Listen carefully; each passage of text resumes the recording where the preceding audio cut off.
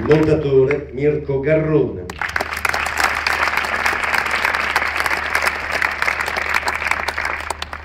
Due degli interpreti, degli eroici interpreti di questo film, il proiezionista Giuseppe Imineo,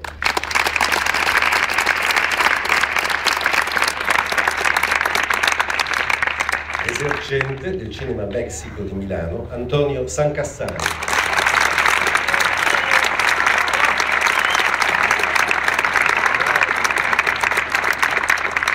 collaboratore alla regia e alla sceneggiatura Francesco Apolloni. Bravo!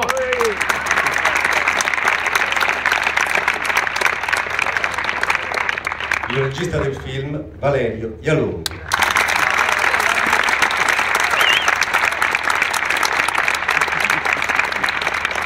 Voglio dire infine che questo film, per le giornate degli autori, ha anche un piccolo risvolto, se volete, più personale e direttamente immediato.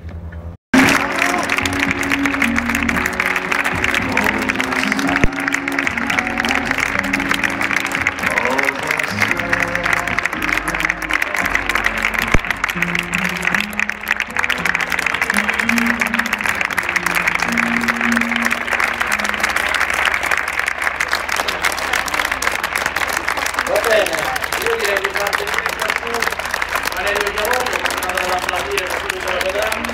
Noi dobbiamo chiudere alle 7:25, questa volta ho l'orario preciso, quindi non voglio perdermi neanche un minuto con il regista di Valerio. Diceva, immaginate un paese che dà una società sconosciuta, con sconosciuti, che poi fa sì